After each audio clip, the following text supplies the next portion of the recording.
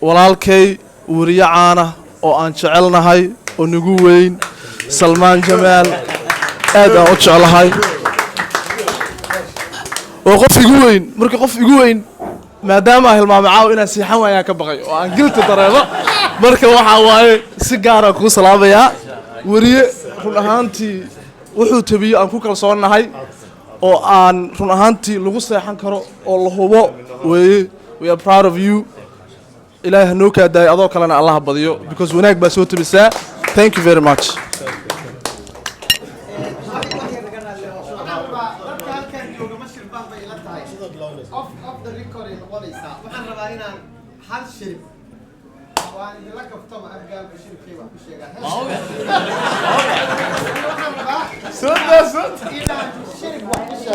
مرحبا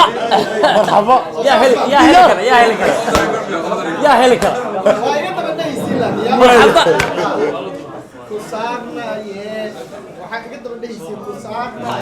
هاي مرحبا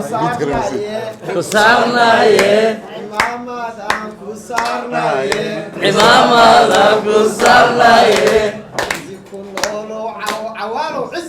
ما شاء الله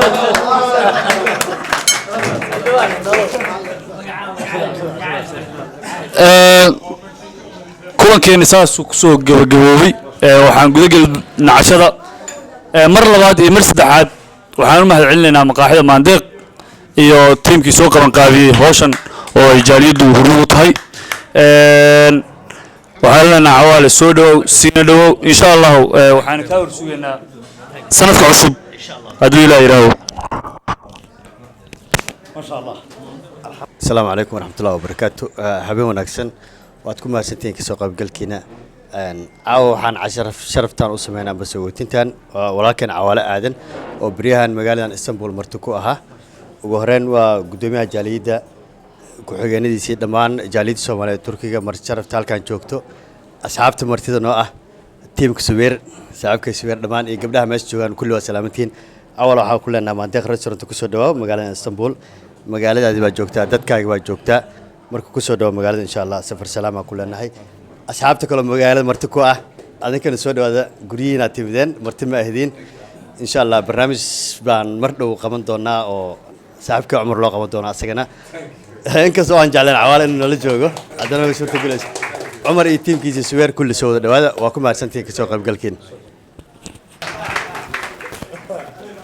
Zubair Jamal marka waxaan rabaa inaan ku soo dhaweeyo walaalkii Salmaan Jamaal suusna maxaa haytay kaantiisa maadaama saxaafadda iyo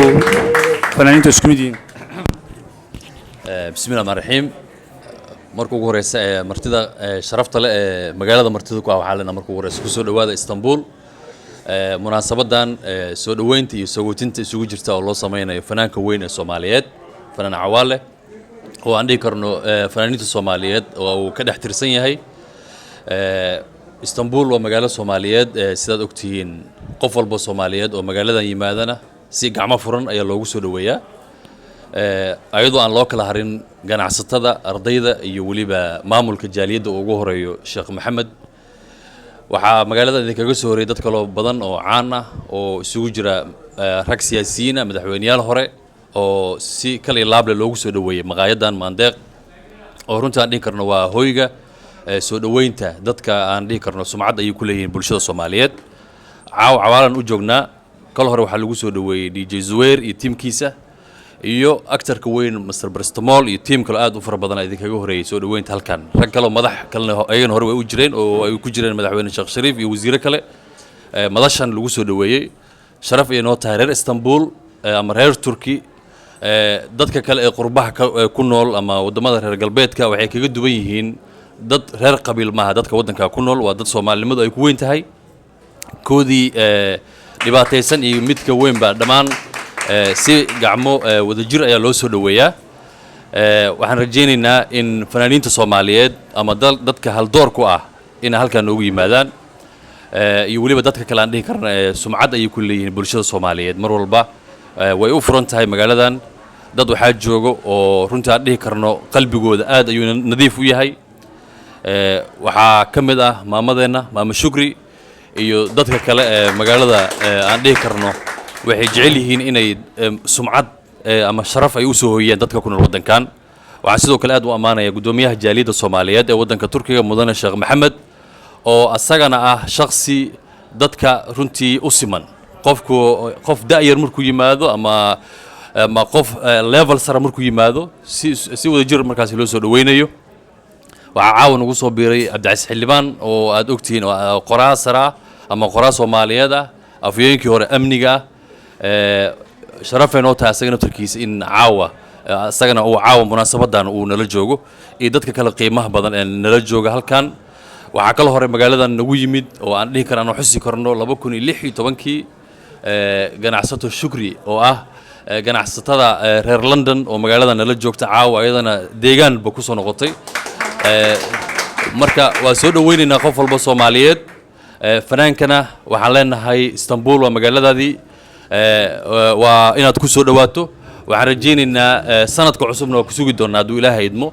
in dadka magaaladan ku nool oo runtii aan dhihi karno wax entertainment ma haystaan oo madadaalo ma haystaan in markaasi laga qayb galo la soo dhaweeyo ama entertainment loo sameeyo madadaalo loo sameeyo waa rajaynaynaa in arrimahaas oo idil ay fanaaniinta iyo dadka maaweelada qaabilsan ee dadka Soomaaliyeed ee maaweelinaya inay markaas dadka ay noo soo dhaweeyaan Soomaalida waxa lagu yaqaanaa qofkoodii sumcadda leh ama qofkoodii magaca leh mar walba markuu geeriyoodo oo kale ayay sheegaan laakiin intuu nool yahay ma dhiirigeliyaan marka waxa muhiim ah qof walba Soomaaliya inaan dhiirigelino ayaa muhiim ah oo aan garab galno sida caalamka intiisa oo kale inaan iska ilaalino xaasidnimada inaan iska dayno qabiilka iyo qurunka in markaasi aan muhiimad gaar ah inaan siino kuweynii Soomaaliyeed ama dadka holdoorka noo ah ama adduunka intiisa kale la tartami kara Soomaali magac u keeni kara markaas inaan dhiirigelino waxaan fursadan ugu faa'iideysanayaa fanaanka wuxuu u socdaa magaalada Muqdisho aad ogtihiin in caasimadii dalka ay tahay magaalo qiimo badan ay tahay magaalo Soomaaliyeed ay tahay magaalo runtii aan dhihi karno adduunka idil ama dalalka caalamka oo dhan dhibaato far badan ay ku hay inay degto lama rabo sidaas la ajrigeeda waji cusub ayuu siinayaa ama inuu tago magaalada Muqdisho oo halkaas u bandhig faneed uu ku sameeyo marka waa rajaynaynaa dadka kale ee magac ku leh Yurub iyo Mareykan ka yimid in magaalada Muqdisho ay tagaan tusaan dadka markaas ayuu ku xiran si markaasi loogu dhiirado waxaad ogtihiin labadii isbuuc ugu dambeysay dad oo ama YouTubers oo caan ah oo ajnabi ah ayaa magaaladiis tagayay marka ayaa laga baqin in magaalada la tago entertainment lagu soo sameeyo meelaha quruxda badan dadka la soo tuso marka waxaan rajaynaynaa marka xilliyada fasaxa xitaa in magaalada Muqdisho la taga rajaynaynaa marka fanaanka Cawaale waa ku ammaanaynaa in Muqdisho uu u socdo waxaan rajaynaynaa si nabad leh inuu ku tago sanadka cusubna waan rajaynaynaa asaga iyo DJ Zubair iyo DJ-yada kale ee halkan la jooga in magaaladan ay dadka Soomaaliyeed inay u noqoto halbowle Istanbul waa ogtihiin waa magaalo runtii caasimadda adduunka ama dawladdii Cusmaaniyiinta meeshii kaliya laga maamuli jiray caalamka oo idil horaa waxaa loo yiri haddee adduunka oo dhan oo hal dal noqon lahaa caasimaddeedu waxay noqon lahayd Istanbul sidoo kale hal ku dhig kala jiro oo ah Afrika oo dhan haday hal dal noqon lahayd waxa caasimad u noqon lahayd Muqdisho marka Muqdisho inaan aan gacan ama il gaar ah inaan ku eegno ayaan rajaynaynaa gudoomiyada dhalinyarada nala joogo Masar Salmaan nala joogo asagana oo aan rajaynayno asaga naftirkiisa shaqo badan u taala in dhalinyarada Soomaaliyeed ee magaaladan imaanaysa la wacyi geliyo la dhiirigeliyo rajaynayna marka mar labaad iyo mar saddexaad ku soo dhawaada Istanbul waa magaaladiina waa gurigiina waa maasantiin aad u maasan yahay walaalkay Salmaan informationka badan ee uu idinka siiyay magaalada iyo wadankiiba maadaama uu wariyahay bahda fanka meesha waa ay ku dhan tahay tiimka kale martida noo ah kelmadooda waxaan siinayaa DJ-ga qarniga ama DJ-ga qaranka Soomaaliyeed walaalkay DJ Zubair oo ku hadlaya Assalaamu calaykum Cawaale waxaan ku leeyahay ku soo dhawow Istanbul ku soo dhawow anigu hadda reer Istanbul baan noqdayo waa in aniga hadda dadkii soo dhaweeya soo dhawow Cawaale de amaan uma baahno waa ninka lafdhabartii de fanka maanta ah hadii xaqiiqda laga hadlayo intaas oo sanana on top aha qabyaaladii qulun iyo siyaasadna aan noqon mar kastana asxaabta ku soo dhaweeya gurigiisa aan ugu tagay Ottawa showyo ku wala dhignay Toronto marka waa fanaan ummadda Soomaaliyeed u wala dhaxeeyana ma habeenii maalinna ku dhiirigeliya dhalinyarada yaryar hadaa fanka soo galaysid siyaasadii qabyaaladna ka fogow dadkaagana midee oo dadkaagana dhaxay xalay ugu dambeysaan ka sheekaysan markaan boorama wala joognay Hargeysa kadalika war farxadana de waa kan walaalkay Salmaan yiri de waa confirm inaanu happy new year-ka walaalkay maslaxiyo ay showga happy new year-ka laga dhigi doono Istanbul oo taas waa idinka ugu horeeyo xagan ka maqlay Cawaale marka waxa la walaalo soo dhawow Istanbul anigu waxaan ka arkaynaa waa dad isku duuban marka loo eego de barastamar meesha ka yimid aniga iyo UK iyo Toronto iyo Canada iyo Sweden iyo waa dad isku duuban marka reer Istanbul waxaan aan inugu hambalyeynaya suweer ahaantayda wajiga la inaga haystay maanta dibadda tagay ama fanaaniinta hore ahaadaan ama siyaasiyiinta hore xagga nimaada ahaadaan waxa la inagu amaanaa waa dad isku duuban baad sideen barta ka sii wada oo taasi kama jirto Sweden Norway Finland iyo Mareykan iyo Canada saas ahaada saa iskugu duubnaada siyaasadda hadday noqoto dhalinyaro hadday noqoto walaalaheen Maandeeq Xasan Fahad iyo Ismaaciil iyo Ibraahim ugu horeeyaan jaaliyada laba lejan oo magaalada ku haysataan oo ini matalada Baafo iyo Salmaan marka waxaan leeyahay sidaas ahaada waa Britol waa wajigan anigu gudbinayo waa wajiga Cawaale gudbinayo in Istanbul la iman karo qanacsi laga sameeysan karo dhulkii hooyan wax looga qaban karo xafladda happy new year-kan insha Allah de lalansa gacanta ku hayata hadii la ka dhigo aad u mahad celino mar kastana na soo dhaweeya sabtidana walaalkii qaaliga Umar Macalin oo 400 tigidh aanu iibinayo both party-ga happy birthday walaal marka anay taas ka baxay Cawaale